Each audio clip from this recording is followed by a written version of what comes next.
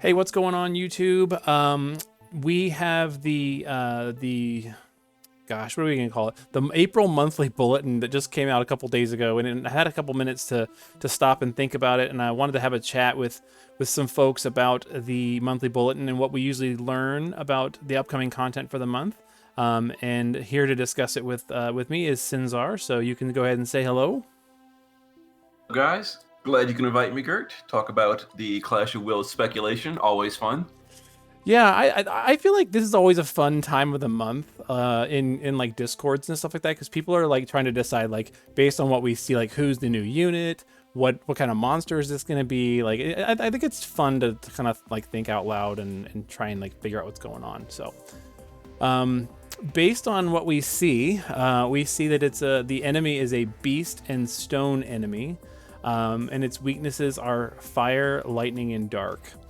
So before we even dig into like the little tips that they give us about that, like, do you have any immediate thoughts about like what type of unit or what new unit that might even look like or be? Like, I don't even know. That would be Scarlet Flame Rain. You think it's that's your hope? That's my hope too. Yeah. It does seem that they tailored the previous one to be dark because, you know, it's Dio, it's a dark month. You know, Rain is very heavy against Beast. He's got a huge innate killer to Beast. He's fire primary, and you know, I would assume they're going to follow the same template where they kind of line up the new leader with the new global. So whatever global unit is going to have, it's probably going to be something to do with fire. And I assume Rain will be probably a good pick here, even if he's just there as a leader skiller and nothing else. He should still be valuable here. Now, so that of course assumes that, so like the weaknesses are listed in order: fire, lightning, dark. You think fire's then the primary weakness? Usually the first weakness listed is the primary. It's not always the case. They've definitely put it out of order before, but just because Rain is coming and, like, you know, Gumi knows how much of a big deal he is, I feel like it's probably going to be fire primary. Also, we just had dark. That's unlikely. Yeah. And we don't really have anyone for lightning anymore. I mean, I know Sylvie, but that's not really counting. So, well, and yeah, what's interesting about that, if you look just like a little couple lines down, you know, it says that, you know, the boss will counter if not dealt fire or dark elemental damage. So it doesn't mention lightning damage there. I would assume that's a typo. They've definitely had quite a few typos in the news recently. Like, they had to do that reprint for the vision card banner, etc. I'm assuming that's a typo. That seems very strange for randomly leave out one of the weaknesses. But it could be the case. It could be. I don't know. It would be not the weirdest thing that's ever happened, but I think it would be strange just because lightning is a weakness. But you're right. I wouldn't be surprised if we got like on the week that the event comes out, if we got like an update to this or something like that. Would not surprise me. But okay, so fire, lightning, dark, beast and stone. If it wasn't going to be the leader skill Rain, do you think that there's going to be another surprise premium like we had Ibarra and Dio at the same time? Would that be too many premiums at once? I mean, my initial reaction is that's too many premiums at once, but they've just done 4 in a row, a fifth. Like, I mean, at that point, it's like, just, well, why not? I mean, if 4 is okay, why not 5? Yeah. So just, I don't know. Pick your flavor and go with it. But I mean, if Rain was for some reason like lined up to be like the unit for the event, I think that'd be really cool. And I know a lot of players would really appreciate that, because not having to like choose between, do I want Ibarra, do I want Dio, like for a lot of people who on a budget was really hard. For people who take a look at, like, you know, the spread of their units that they cover, maybe not so hard of a choice. But yeah, or you could be like me and not intentionally pull any of them and get Ibarra on accident. So yeah. Okay. So it uses dark and non-elemental physical and magic attacks, and it uses more attacks as the battle goes on. It buffs itself and uses Mirage. Do you think it's going to be more lethal magic or more lethal physical? Because we've had lethal magic pretty much 2 in a row. Because, you know, the most recent global tank is Abigail, I would feel like, unless the April global unit is a physical tank, Mm-hmm. it's probably going to be, designed to be magical tanked again. Not to mention we do have Melissa, who gives us 4 out of our 10 turns of complete immunity to the boss's physical damage. Mm-hmm. So it feels like it's probably going to want you to do magic tanking again. Yeah. If I had to guess, my initial plan is definitely Abigail is going to be there on the first attempt for me. Yeah, she's a lot of fun and just a good unit. Like, I'm super impressed with how she turned out, and it's been fun to take her to all kinds of different things lately. I took her to Death Machine like a week ago, just for kicks, and she just like didn't care. She's like, that's fine. So cool. If we weren't going to be taking Scarlet Rain or Crimson Rain, whatever the translation ends up being, Beast and Stone. So good options for Beast that are not Rain include things like Melissa, there you go. 250. Technically, Cleome has a Beast killer buff that you can use one time. Who else? Technically, White Dragon Ling has Beast Killer and Fire. Ibarra buffs herself to Beast by 250. So does Chizuru, and Chizuru also does the Beast for the whole party at 150 as well. Yes. Very, very, very, very nice. And then for Stone, doesn't Chizuru also have Stone? She does, and so does Sylvie as well for the 250s. I was also thinking Lilith, because Lilith has Stone as well, and she can do some nice dark stuff. She like dark does. resistance. I forgot that. You're absolutely right. That's going to be good for my team because, yeah. Lilith came in clutch last month, or I guess this month, since it's still technically going on.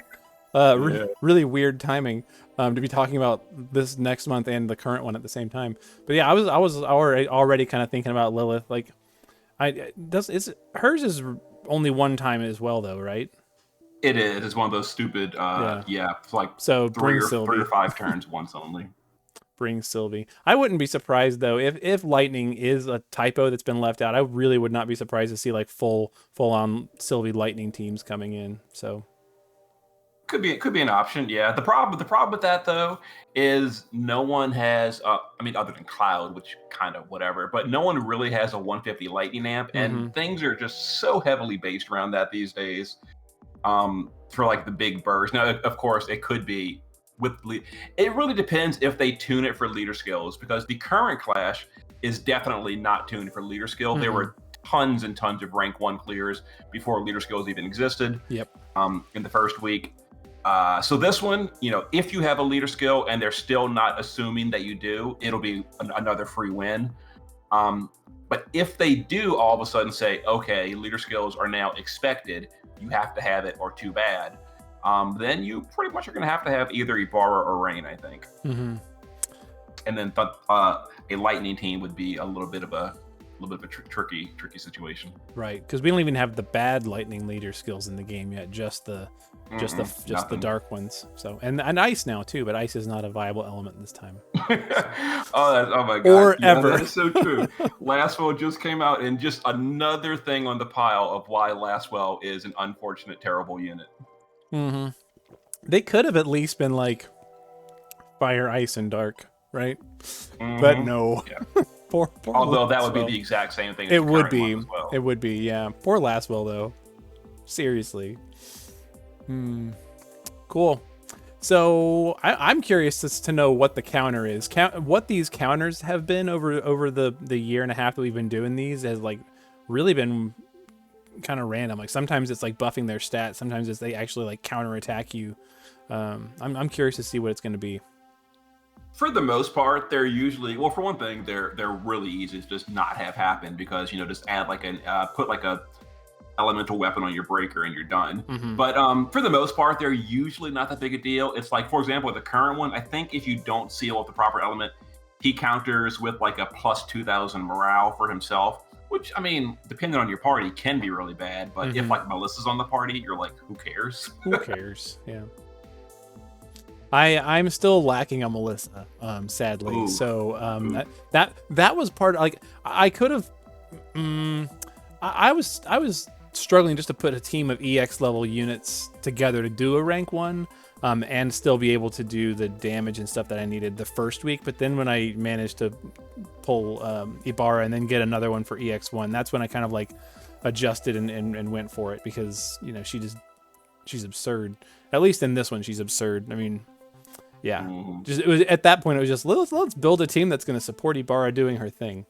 So kind of wild. It's kind of what I'm concerned about a little bit as EX levels, is because assuming as things are right now, I do want to pull for Rain.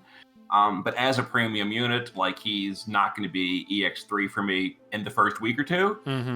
Meaning I can't bring Rain to this clash if I want to also bring Ibarra and Melissa, because all of them are going to be EX2. Ooh. So I have to pick 2 out of those 3. Ibarra is almost a definite because she's just the biggest damage dealer, period, right now. So then it's Melissa or Rain. So do I go extremely heavy support and morale fill, or more damage? I feel like the damage is going to be the easier problem to solve.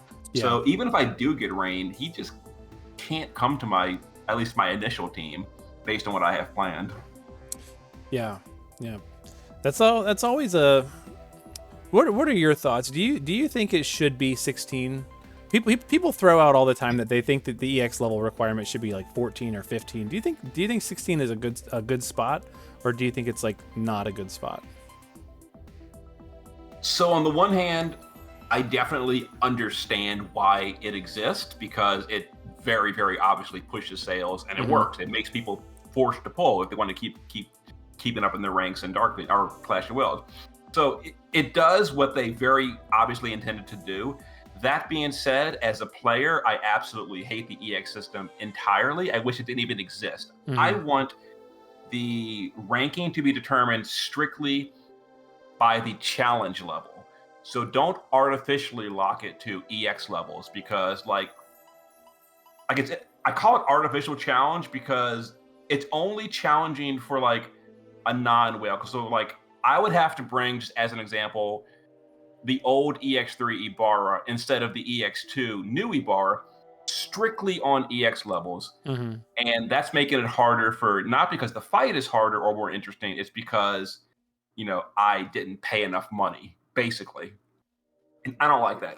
I wish the fights were, this might be controversial, I wish they were harder and the separation was less about EX levels and more about your strategy, your overall team building, that kind of stuff. And even if I could make like an EX1, unit work, and they could come with like an EX2 unit, that would be fine. I would obviously be weaker than an EX3 unit, but it would be like an organic weakness instead of being artificially weak. I'm probably not explaining it the best way, but I think you kind of get what I'm saying. I get what you're saying, because even take Ibarra for example, right? If you're like me and you have an EX +1 Ibarra, your gearing for her changes her build completely because she's not EX2. Which, depending on what killers you need, now she gears for all killers pretty easily, but like depending on what else you need, like let's say for some reason for this fight you had to gear 300% fire and dark resistance, for whatever reason, that would make it a lot harder if she was not EX2. Yeah, exactly. Yeah. I get where you're at. I think 16 is flexible, but it just depends on how hard how hard you've pulled and what you have. Like I think 15 lets you, 15 lets you have an EX1 and an EX2. 14 would let you have 2 EX1s or even an EX0. And that could just make things a lot of fun, a lot more interesting in terms of like compositions and whatnot. But at least it's not 18. Wasn't there one that was 18? Oh, the first season. Yeah. The first season was EX18 to get rank 1 only. Yeah. Which is why, or actually, no, I think it was just the first two. I think the third boss, they changed that. Because I remember only the first 2. The Sky event, I was able to do EX, or I was able to do rank 1, and I only had an EX2 Sky though.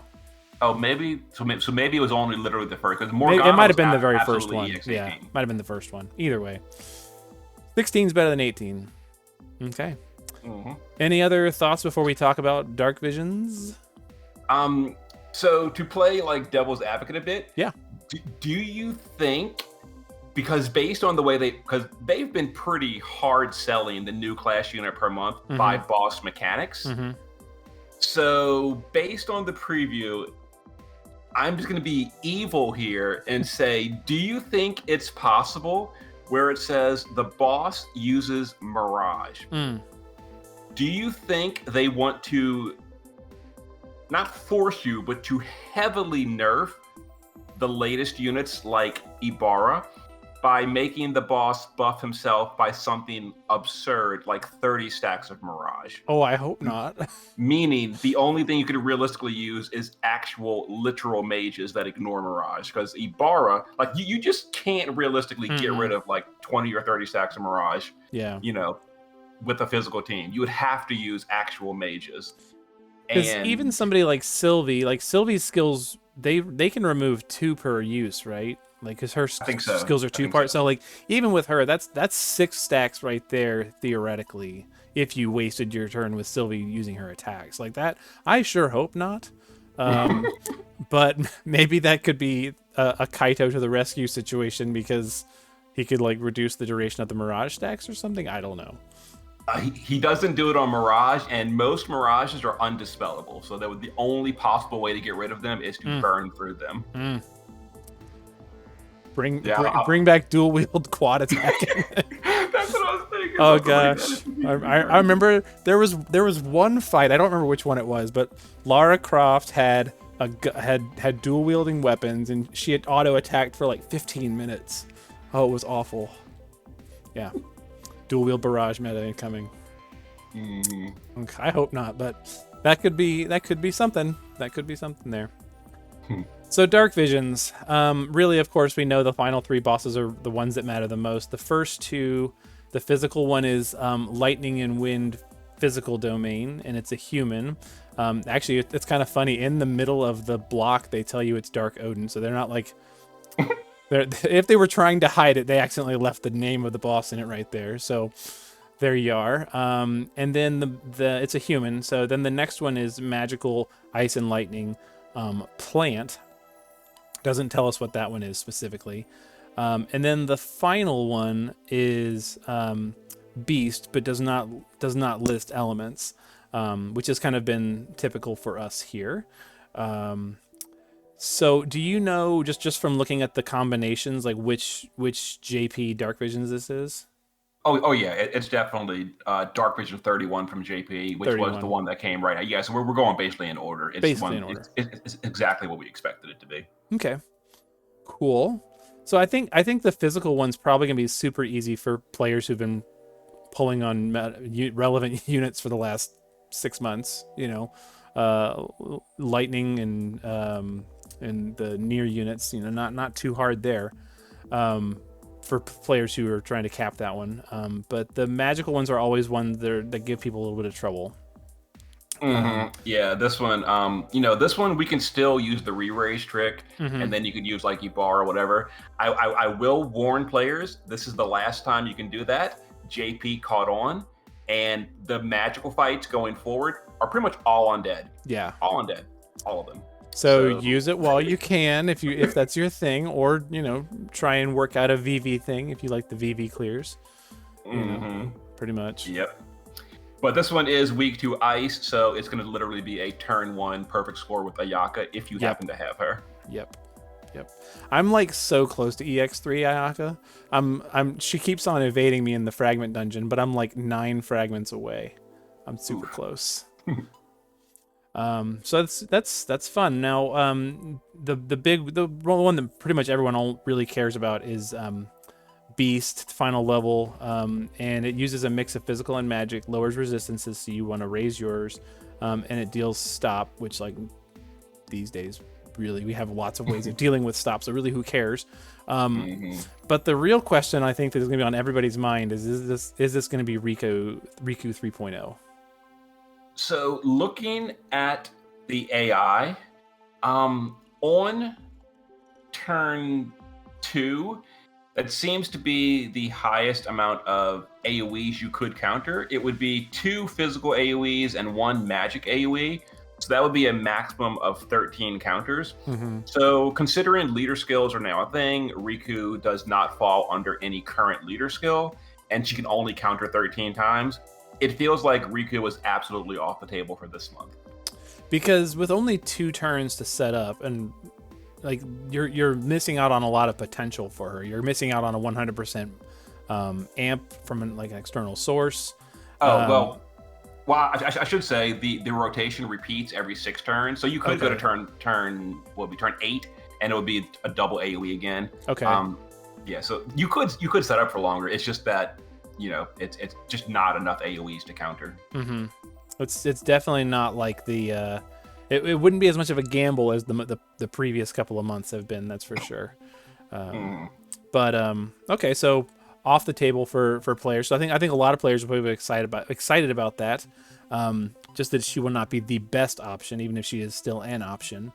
And Beast, you were saying before, it's kind of interesting that Beast is lining up for both Clash of Wills and for Dark Visions, the final fight. So, if you can use any element you want, and you've got Rain, you're bringing Rain, is what you're saying. Mm-hmm. Yeah, for Dark Visions, like I said before in JP, they very heavily tailor them to the new premium unit. Like last month was a human, where Diosis has a self 250 human killer buff, etc. Mm-hmm. This one is Beast. Rain was the primary unit here. He has the Beast killer and all that. The magical fight was Ice, designed to sell last well, that kind of stuff. Yeah, it's really all about the newest unit in JP. Yeah. Do you have a last well, by the way? I do not. I did not pull him. And on the free weekly pull of this week, I did get a double Lastwell. I got the original Neo Lastwell, and I got Final Fantasy IV Lastwell in the same pull. It was the most hilarious thing. Like, I got a double Lastwell and both of them in the wrong ones. That's really special. That's really special. That's funny. I actually I see people all the time like post pictures of the Final Fantasy IV Lastwell, asking if it's a good unit, and I just want to be like, "Oh, dude, I'm sorry." No. So yeah, okay. So I guess another question that I have for you, just real briefly before we go, is like, are you at least like moderately interested in diving back into DV again? I mean, I feel like it just ended. Like the stretch of it was just because of all the issues it had last month. It just felt like it just lasted forever, and like I don't know if I'm like in a mental space where I want to get back into DV again. Mm-hmm. Yeah. I'll definitely do DV. I'll clear it. Like, am I going to sit there and theory craft the best possible team and reroll variants for 47 tries? Definitely not. I'll do my best team. Probably going to evolve something with Ibarra, or if Rain's out, probably Rain. Mm-hmm. I'll get my clear. I'll get my usual rank 345, and I'll just be happy. I'll be fine with it. Yeah. 345 would be a big improvement from where I usually land. So, and that's all good. There's no shame in that. So, cool. Well, I think that's really all we have to necessarily talk about as far as the monthly bulletin goes, because the Clash of Wills for definitely for me is the more exciting of the two, and we definitely hit that pretty hard. Anything else you want to throw out there before we wrap up? I will say in JP, this Dark Visions upcoming was the qualifying event for Dark Visions Abyss. Oh. And Global did not mention that in the bulletin. Now they may be waiting for the week it actually starts to say more about it. Mm-hmm. But I will just say that this is the one where, depending on your score, whether you qualified or not for the next Dark Visions Abyss, and if you didn't do good enough in this Dark Visions, you were disqualified from. Well, not disqualified. You just didn't get a ticket. What was what was the cutoff rank? Top 3,000. So top 3,000. Okay. Yeah, the top 3,000 players got invited to Dark Visions Abyss. If you were 3,001 or below, left out. Feels pretty bad. Global very well may adjust. I hope they do. I don't like that system. Yeah. But if they keep it the exact same, that's how it was in JP. Because not that this is the main reason to want to do it, but isn't in the Dark Visions Abyss thing, isn't that where people were getting like the Dark Phoenix Hyo? Yes. If you qualified for Abyss, you got him guaranteed. And then depending on how your score was in the Abyss itself was what EX level you got. But just for getting in, you get EX0 immediately. Okay. So depending on how the news shakes out on this one, maybe one that players want to pay a little bit more attention to than usual. Because I was thinking about it, like just in terms of Clash of Wills, the rank rewards from 1 to 1,000 are all pretty much the same.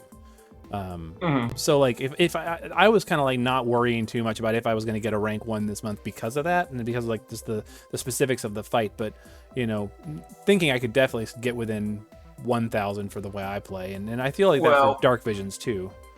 That's not entirely true for Clash of Wills. And the reason they did that is basically just about every Clash of Wills.